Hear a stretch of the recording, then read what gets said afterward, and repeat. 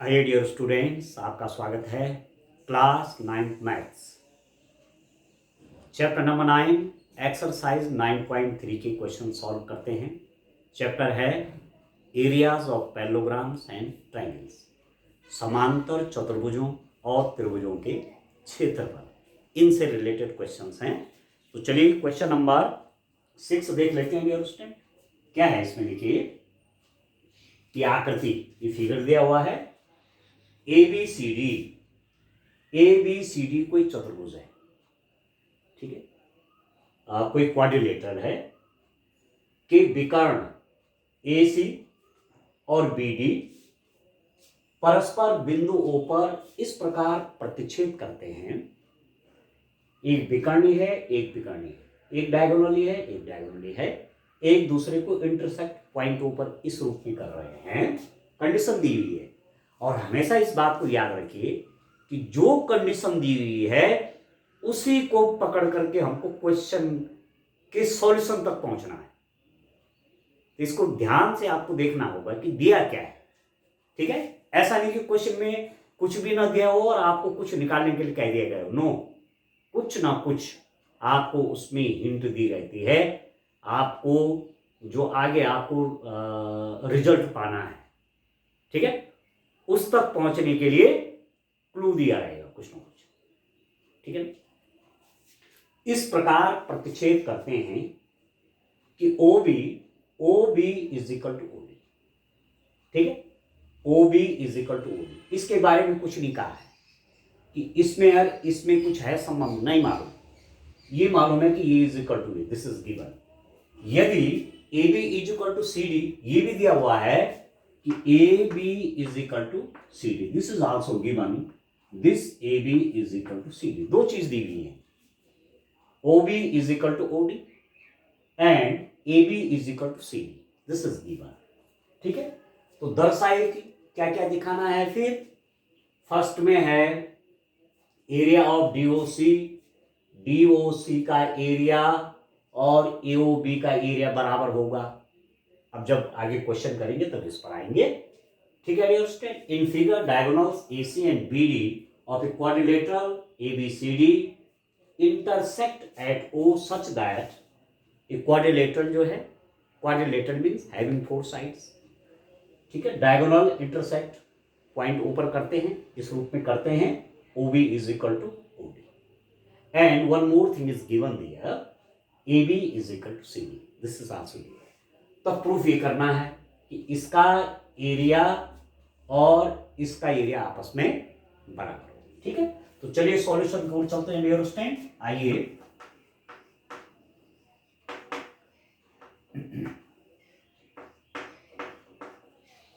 देखिए क्या करें, मैं कुछ कंस्ट्रक्शन करता हूं, ठीक है। कुछ दिया हुआ है, कुछ अपनी ओर से भी कर लेते हैं। कंस्ट्रक्शन क्या करता हूं, B से यहां परपेंडिकुलर डालता हूं, ऐसे लंब डाल दिया, ये 90 डिग्री एंगल हो गया। B से यहां परपेंडिकुलर डाल दिया, मैंने कहा ये M है,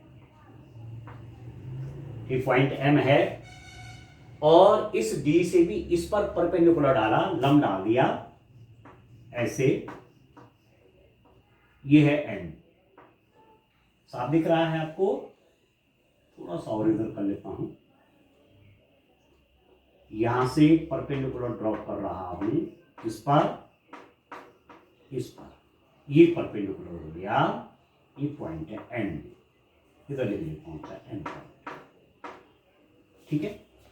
DM लंब है AC पर, BM लंब है AC पर। अभी इसकी क्यों आवश्यकता पड़ेगी अभी देखेंगे, ठीक है। तो गिवन दिया है, पहले उसको लिख लेता हूं, दिया है गिवन, क्या क्या दिया हुआ है मेरे पास, दिया हुआ है OB is equal to OD, OB is equal to OD, एक तो एक चीज दी हुई है, एंड और दूसरी चीज दी हुई है, और दूसरा दे रखा है हमारे पास, दूसरी चीज क्या दी हुई है dear student, AB is equal to CD, A B equal to C D भी दिया हुआ है। ठीक है, मैंने क्या किया, मैं कुछ कंस्ट्रक्शन कर रहा हूं। मैंने रचना क्या की, बी एम परपेंडिकुलर टू ए सी तथा डी एन परपेंडिकुलर टू ए सी खींचा। आया समझ में? मैंने क्या किया, यहां से परपेंडिकुलर डाला, बी एम परपेंडिकुलर है इस ए सी पर, एंड डी ओ या sorry D N perpendicular A C पे। दिस इज कंस्ट्रक्शन, रचना। ये मैंने रचना कर दी। ठीक है डियर स्टूडेंट, अब क्या है डियर स्टूडेंट, अब मैं यहां पर दो ट्रायंगल ले लेता हूं। कौन कौन से? Triangle D N O. ठीक है, ट्रायंगल कौन कौन से? डी एन ओ तथा दूसरा ट्रायंगल कौन सा? बी एन ओ में, बी एन ओ में। दो ट्रायंगल ले मैंने, कौन कौन ट्रायंगल ले लिया? एक ये वाला त्रिभुज ले रहा हूं और दूसरा ये वाला त्रिभुज ले रहा हूं। ये भी राइट एंगल ट्रायंगल है, ये भी राइट एंगल ट्रायंगल है। ये वाला ट्रायंगल लिया और ये वाला ट्रायंगल लिया। क्या क्या हमारे पास है मैं लिख लेता हूं। इन दो ट्रायंगल में आपके पास क्या है? एंगल, आप देखिए, angle N is equal to angle, यहां पर एन, इस एंगल को मैं एन से दिखा रहा हूं। N is equal to angle M, angle M is equal to 90 degree. कैसे? रचना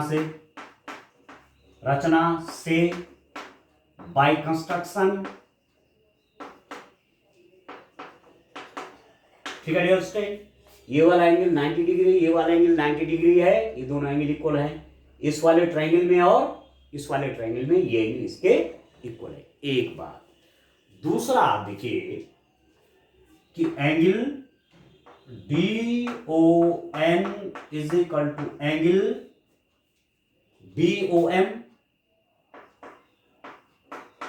ध्यान दीजिए, angle D O N, angle D O N, this angle is equal to this angle B O M.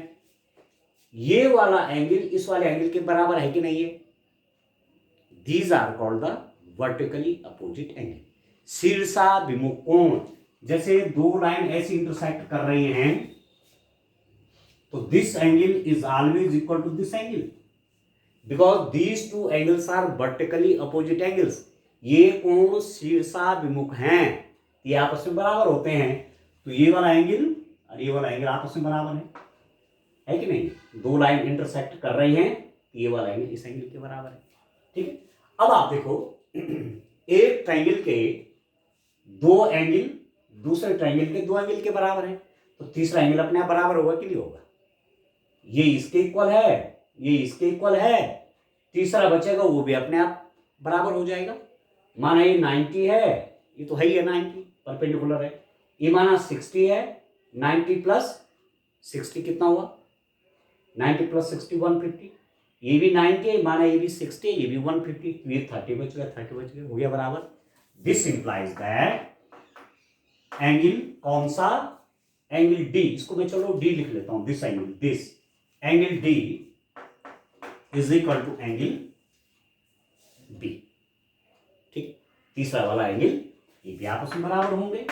ठीक है, and और क्या चीज है आपके पास? एंड और क्या है डियर स्टूडेंट? ओ डी आपको दिया हुआ है, O B is equal to O D given, ये दिया हुआ है, O B is equal to O D. अब इस वाले ट्रायंगल में और इस वाले ट्रायंगल में आप देखेंगे क्या क्या दिया हुआ था? ये एंगल इसके इक्वल है, ये एंगल इसके इक्वल है, वर्टिकली अपोजिट एंगल है, और ये साइड इस साइड के बराबर है, ये वाली, सॉरी कौन सी वाली? ये, इसकी ये साइड और इस ट्रायंगल की साइड आपस में बराबर है कि नहीं है? ये तो दिया हुआ था, O B is equal to O D. इसका मतलब हुआ, दिस इंप्लाइज दैट, इसका मतलब क्या हुआ स्टूडेंट? इसका मतलब हुआ, आप देखिए कि ट्रायंगल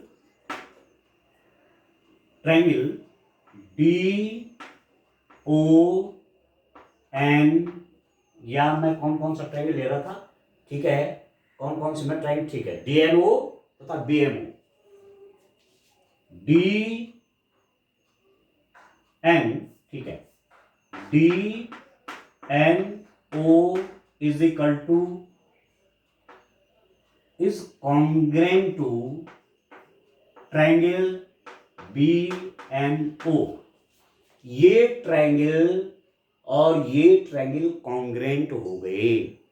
ये वाला त्रिभुज कौन सा, डी एन ओ तथा बी एम ओ सर्वांग सम त्रिभुज हो गए। कैसे कैसे, एंगल साइड प्रॉपर्टी से, बाई एंगल साइड कॉन्ग्रेंस, ठीक है, एंगल साइड से एक त्रिभुज के दो कोण और एक भुजा, दूसरे त्रिभुज के दो कोण, दूसरे त्रिभुज के संगत दो कोण और एक भुजा के बराबर हों तो त्रिभुज क्या होते हैं, सर्वांग सम होते हैं। In two triangles, if two angles and a side is equal to the two angles and a side of the other triangles, then two triangles become congruent. एक ट्रायंगल के दो साइड, सॉरी, एक ट्रायंगल के दो angle और एक side, दूसरे triangle के दो एंगल और एक साइड के आपस में बराबर हैं तो ट्रायंगल कॉन्ग्रुएंट हो जाते हैं। तो ये वाला एंगल इसके बराबर है, ये एंगल इसके बराबर है, ये वाली साइड इसके बराबर है, ये दोनों कॉन्ग्रुएंट हो गए, ठीक है। अब ये ट्रायंगल और ये ट्रायंगल कॉन्ग्रुएंट हो गए, सर्वांग सम। सर्वांग सम का मतलब होता है सर्व अंग समान, तीनों एंगल भी सेम, तीनों साइड भी सेम, ठीक है। तो यहां से दो डिडक्शन निकलेंगे, दो बातें निकलती हैं। दो बातें क्या निकलेंगी, ये तो दो कॉन्ग्रुएंट ट्रायंगल हैं, एक तो इनके एरियाज बराबर हो जाएंगे। सर्वांग सम, सर्वांग सम मतलब एक ट्रायंगल के ऊपर दूसरा रखूंगा तो फिट उसके ऊपर बैठ जाएगा, फिट बैठ जाएगा उसके ऊपर, इसका मतलब इसका एरिया और इसका एरिया सेम हो गया, एक बात है। दूसरी बात ये कि B M is equal to, B M और डी एन भी आपस में बराबर हो जाएंगे, क्योंकि थ्री साइड्स और थ्री एंगल इनके सेम हो जाते हैं जब ट्रायंगल कॉन्ग्रुएंट हो जाते हैं। सर्वांग समिति त्रिभुज हो गए तो उनकी तीनों भुजाएं और तीनों एंगल सेम होते हैं। तो ये वाली साइड इस वाली साइड के बराबर हो जाएगा, ये वाली साइड इस वाली साइड के बराबर हो जाएगा, ये तो दे रखा था, ये तो बराबर है। तो दिस इंप्लाइज दैट मैं लिख दूंगा B M is equal to B M. एक रिजल्ट ये आ गया डियर स्टूडेंट कि बी एम और डी एन आपस में बराबर हो गए। And area of D N O is equal to area of D N O का एरिया और बी एम ओ का एरिया आपस में बराबर हो गया, क्योंकि ये कॉन्ग्रुएंट ट्रायंगल हैं, इनके एरिया सेम हो जाएंगे। डी एन ओ का एरिया और बी एम ओ का एरिया सेम हो गया। दिस इज इक्वेशन नंबर 1, ठीक है डियर। अब इसकी मुझे आवश्यकता सॉरी। अब चलिए और आगे बढ़ते हैं, ठीक है। अब हमें करना क्या है उसकी ओर बढ़ता हूं कि हमें करना क्या है उसको देखते हैं। पहले what we have to do, हमारे पास प्रूव करने के लिए क्या दिया हुआ है। फर्स्ट वाले पार्ट में हमको दिया हुआ है, आप देखिए पहले वाले में क्या प्रूफ करना है, एरिया ऑफ डीओसी, डीओसी का एरिया और एओबी का एरिया सेम है। डीओसी का एरिया और एओबी का एरिया सेम है, तो इसका एरिया इसके बराबर हमने निकाल दिया। अब इसका इसमें देखते हैं कि एरिया क्या है, ठीक है दोस्तों। इसमें है, इसमें यदि इसका एरिया भी इसके एरिया के बराबर होगा तो हमारा काम हो जाएगा, ठीक है ना। अब आपको ये दिखाना है कि इस वाले ट्रायंगल का एरिया इस वाले ट्रायंगल के एरिया के बराबर है। अभी तो हमने इसका एरिया इसके बराबर निकाला, अब मैं इसका एरिया इसके बराबर निकालूंगा। देखिए triangle D N C and triangle B M A, ठीक है, डीएनसी इस वाले ट्रायंगल में और बीएमए इस ट्रायंगल में क्या क्या है, ये वाला एंगल 90 है ना, ये 90 है तो ये भी 90 हो जाएगा। एंगल कौन सा लिख देता हूं, DNC is equal to angle BMA is equal to 90 degree. ये एंगल और ये एंगल 90 डिग्री हैं, क्यों हैं, क्योंकि ये 90 तो ये भी 90 हो जाएगा, ये 90 तो ये भी 90 हो जाएगा, क्योंकि मैंने यहां से परपेंडिकुलर ड्रॉ किए हुए हैं। एक बात है होगी डियर स्टूडेंट। और क्या है हमारे पास, और क्या है कि A B is equal to A B is equal to C D, A B, ठीक है, A B is equal to C D. A B और सी डी आपस में क्या है, बराबर हैं। कैसे, गिवन दिया है, ठीक है।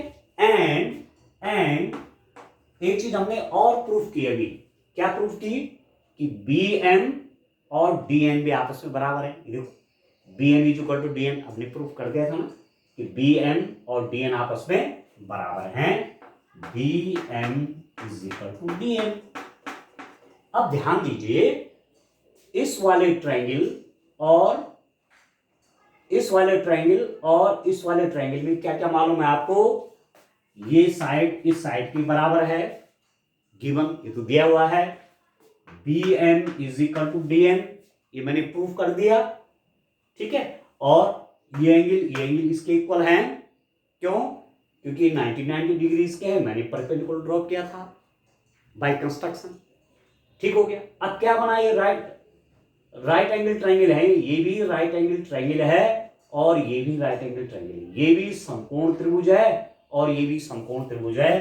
तो दिस इंप्लाइज दैट ट्रायंगल, कौन सा डियर स्टूडेंट, कौन कौन ट्रायंगल डियर स्टूडेंट, दो ट्रायंगल हमारे पास इक्वल हो गए, कौन कौन, मैं आपसे कर रहा हूं DNC is congruent to triangle BMA, ठीक है। DNC और BMA ये ट्रायंगल कॉन्ग्रेंट हो गए।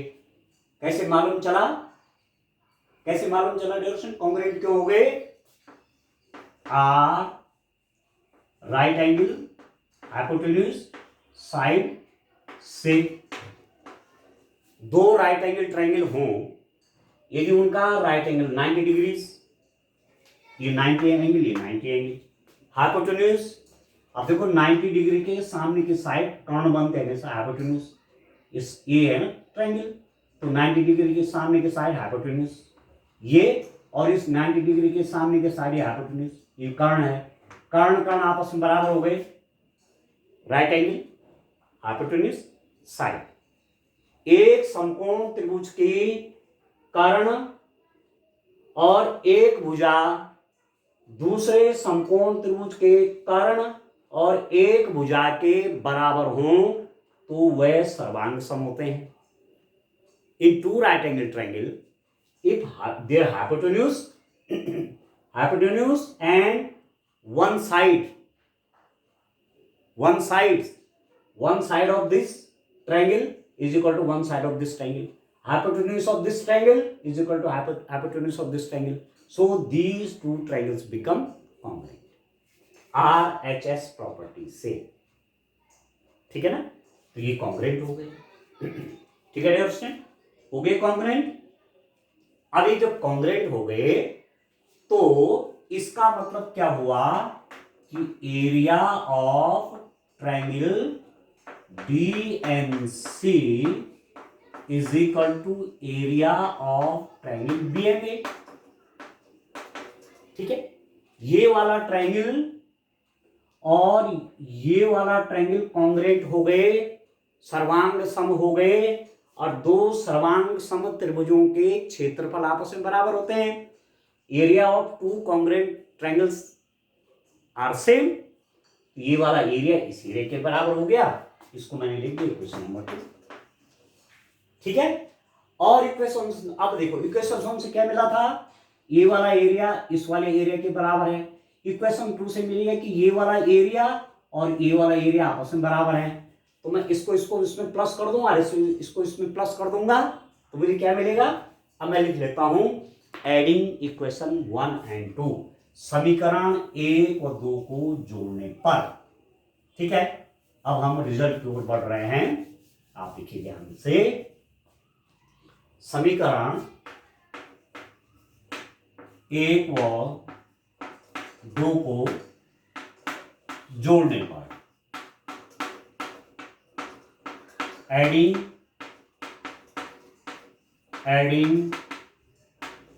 इक्वेशन 1 एंड 2, इक्वेशन 1 एंड 2 को ऐड करिए, तो लेफ्ट हैंड साइड में लेफ्ट हैंड साइड प्लस करिए।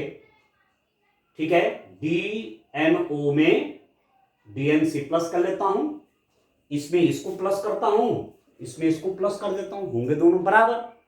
इस इक्वेशन को इसमें प्लस करने का मतलब क्या हुआ, लेफ्ट हैंड साइड को लेफ्ट हैंड साइड में प्लस करेंगे, राइट हैंड साइड को राइट हैंड साइड में प्लस करेंगे, तो मेरे पास हो जाएगा एरिया ऑफ DNO प्लस ये वाला area of DNC is equal to area of BMO plus area of BMA।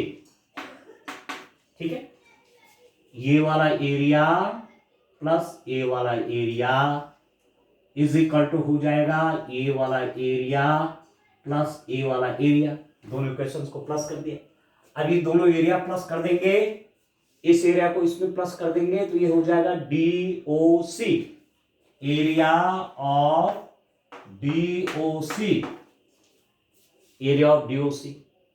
ठीक है, एरिया ऑफ DOC, इन दोनों को प्लस करोगे तो DOC आएगा ना। ठीक है, और इसको प्लस कर दिया तो क्या आ जाएगा, AOB, ये पूरा, इसको प्लस करके कौन एरिया बना, AOB, तो एरिया ऑफ AOB। ठीक है, अब ये तो प्रूफ करना था आपने, पहले वाले में यही तो प्रूफ करना था कि DOC का एरिया और AOB का एरिया सेम हो गया। ठीक है, तो इक्वेशन नंबर 2 को मैं यहां सेव कर लेता हूं, इस वाले को, area of DMC is equal to area of BME, equation number 2। इसकी जरूरत आगे हमको पड़ सकती है। ठीक हो गया, तो पहला वाला तो प्रूफ हो गया, आप लिख देंगे प्रूव्ड, यहां पर लिख दीजिए प्रूव्ड, पहला वाला तो डिरेक्शन प्रूफ। ठीक हो गया, अब आप देखो और आगे बढ़ते हैं, इसका सेकंड वाले पार्ट पे चलते हैं। सेकंड पार्ट में हमको क्या प्रूफ करना है, उसके हिसाब से काम करते हैं। चलिए, क्या करना चाहिए, आप देखिए,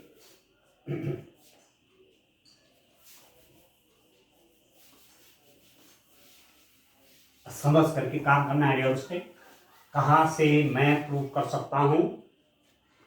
अब आप देखो, इसका सेकंड वाला पार्ट देख लेते हैं, क्या प्रूफ करना पहले उसको देख लेते हैं। एरिया BCB का एरिया और ACB का एरिया सेम है। कौन कौन एरिया, BCB ये वाला एरिया और ACB ये दोनों एरिया सेम है, ये प्रूफ करना है। ठीक है ना, ये प्रूफ करना है कि ए वाला एरिया और ए वाला एरिया बराबर है। तो अब आप देखो, सिंस हमको क्या मालूम है, हमको मालूम हो गया अभी कि एरिया ऑफ किसका एरिया, पहले वाले में जो हमने प्रूफ किया था, DOC is equal to area of कौन सा डियर स्टूडेंट? AOB। ये तो हमने प्रूव किया ना पहले वाले में कि ये वाला एरिया और ये वाला एरिया क्या है? सेम है। ये वाला एरिया और ये वाला एरिया बराबर हैं। अभी प्रूफ किया मैंने, ठीक है, ये मैंने पहले अभी प्रूफ कर रखा है। अब मैं क्या करूंगा कि इस एरिया को दोनों में प्लस कर दूंगा, ठीक है। ये वाला एरिया और ये वाला एरिया बराबर हैं। इस वाले एरिया को मैं इसमें भी प्लस करूंगा, इसमें भी प्लस कर दूंगा। दिस इंप्लाइज दैट मैं क्या कर रहा हूं कि area of DOC plus area of COB is equal to area of AOB plus area of COB। इस के दोनों पक्षों में मैंने COB के एरिया को जोड़ दिया।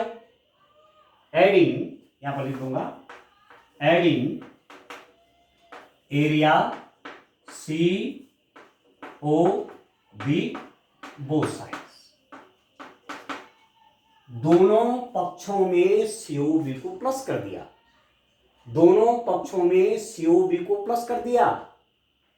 ये जो था ये वाला, इसमें भी प्लस किया, इसमें भी प्लस किया, ये दोनों तो इक्वल थे ही।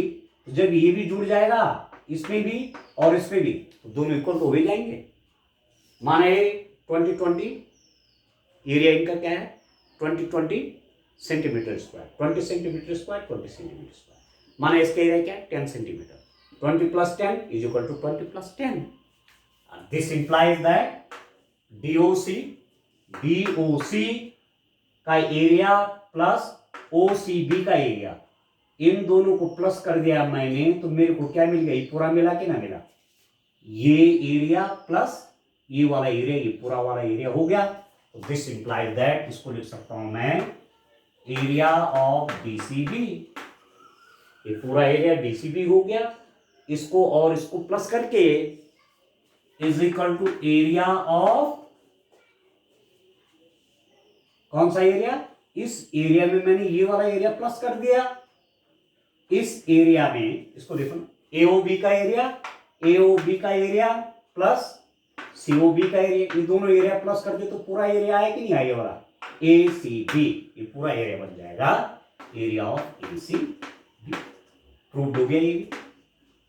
सेकंड वाले पार्ट में प्रूफ करना था कि ये वाला एरिया और ये वाला एरिया आपस में बराबर हो गए। तो ये वीडियो स्टैंड ये भी हो गया, ये वाला काम भी हो गया। और तीसरा वाला आप देखते हैं, थर्ड वाले पार्ट को कैसे मैं सॉल्व करूंगा या कैसे उसका प्रूफ करूंगा, ठीक है। तीसरे वाले में देखते हैं, आप देखिए थर्ड वाला में क्या लाना है। थर्ड वाले पार्ट में प्रूफ करना है,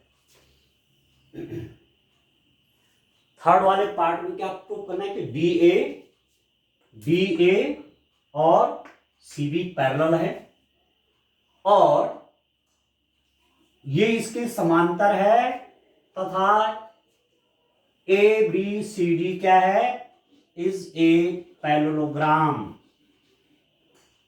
पैरेललोग्राम मतलब ABCD एक समांतर चतुर्भुज है, ये लाना है, समांतर चतुर्भुज है। अब हमको प्रूव करना है कि ABCD एक पैरेललोग्राम है, ABCD एक समांतर चतुर्भुज है।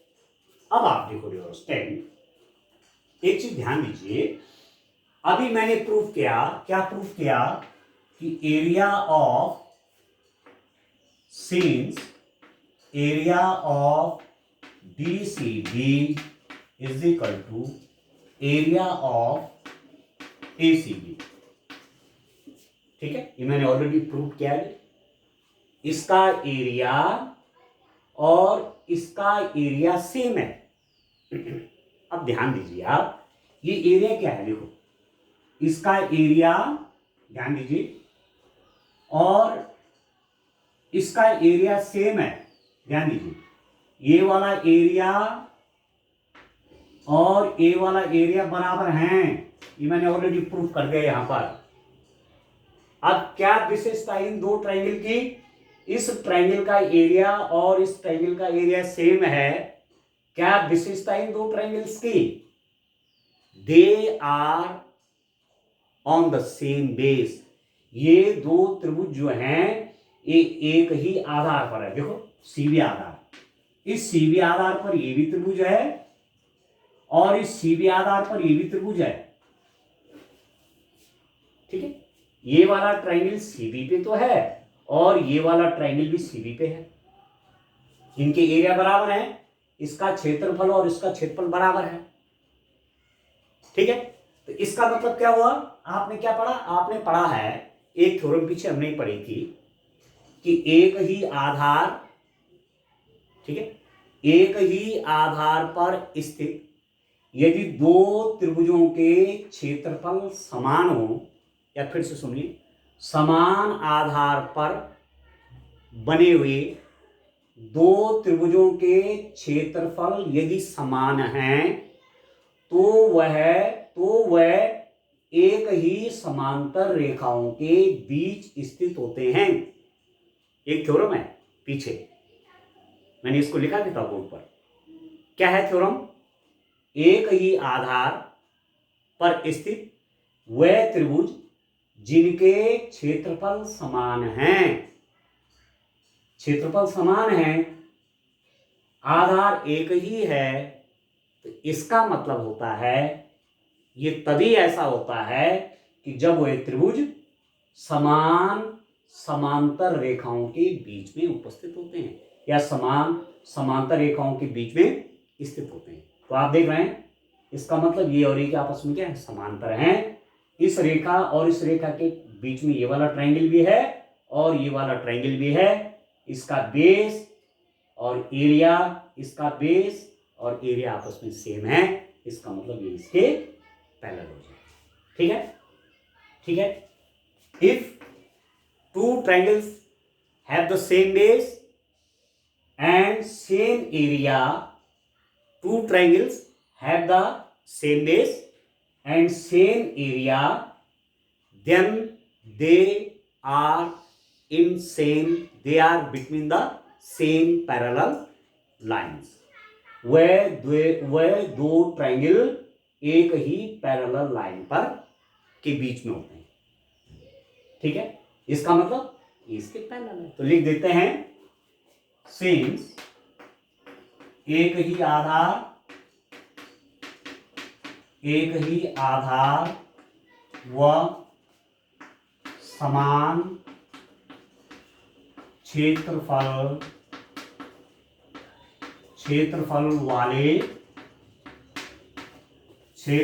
वाले त्रिभुज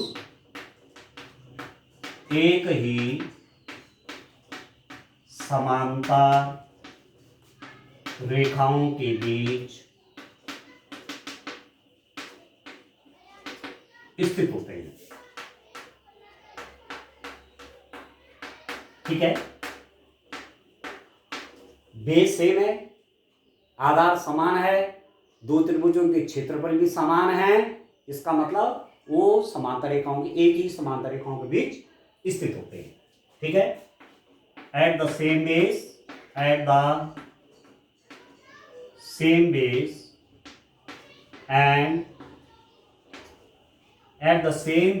and same area,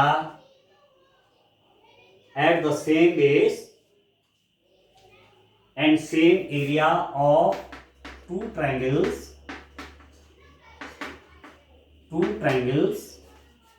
lie on the same parallel।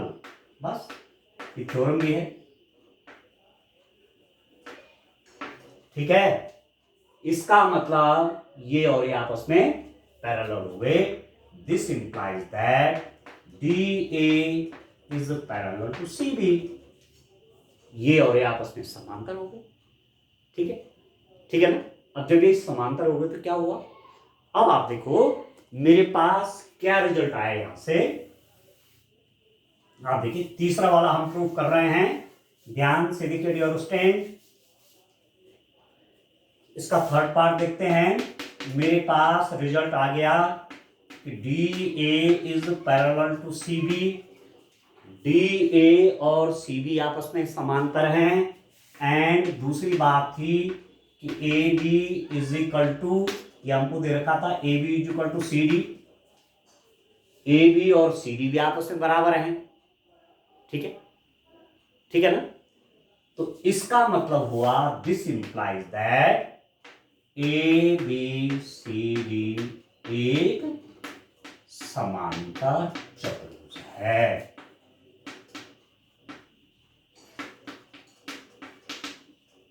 समांतर चतुर्भुज है। A B C D is a parallelogram. अब क्यों हुआ, अब मैं उसको समझा देता हूं। क्यों हो गए पैरेलल, क्यों हो गए पैरेललोग्राम? इसलिए पैरेललोग्राम हो गए, इसलिए पैरेललोग्राम हो गया। आपने पीछे थ्योरम भी पढ़ी, प्रमेय भी आपने पढ़ी है कि यदि किसी चतुर्भुज की दो भुजाएं, आमने सामने की दो भुजाएं समान हो और दो भुजाएं पैरेलल हो, ये साइड इसके समांतर है और ये वाली भुजा इसके बराबर है, तो ऐसा चतुर्भुज समांतर चतुर्भुज होता है। ये एक ऐसा चतुर्भुज जिसके आमने सामने की भुजाओं का एक जोड़ा समान हो तथा एक जोड़ा आपस में समांतर हो, तो ऐसा चतुर्भुज क्या होता है? समांतर चतुर्भुज होता है। तो यहां पर आप देख रहे हैं ये इसके समांतर है, ये इसके बराबर है, इसका मतलब एबीसीडी क्या हो गया? एक पैरेललोग्राम हो गया। वो मैंने लिख दिया एबीसीडी इज पैरेललोग्राम, एक समांतर चतुर्भुज है। ठीक है, थ्योरम क्या पढ़ी आपने? If in a quadrilateral, if a pair of opposite sides are equal, pair of opposite sides are equal and one pair of opposite sides are parallel, then that quadrilateral becomes a parallelogram. वो quadrilateral एक parallelogram बन जाता है। इस quadrilateral में ये side इसके parallel है और ये वाला पेयर इक्वल है। It means A B C D is a parallelogram. ये हमने प्रूफ कर दिया और यही मुझे लाना भी था, हेंस प्रूफ। हेंस ठीक है डियर स्टूडेंट। तो ऐसा मत सोचिए कि क्वेश्चन ये लंबा हो गया, ऐसा नहीं है, ये तो मैं आपको समझा रहा हूं ना। ठीक है, तो जब लॉजिक आप समझ जाएंगे ठीक से तो क्वेश्चन आप आसानी से सॉल्व करेंगे। ठीक है, थैंक यू।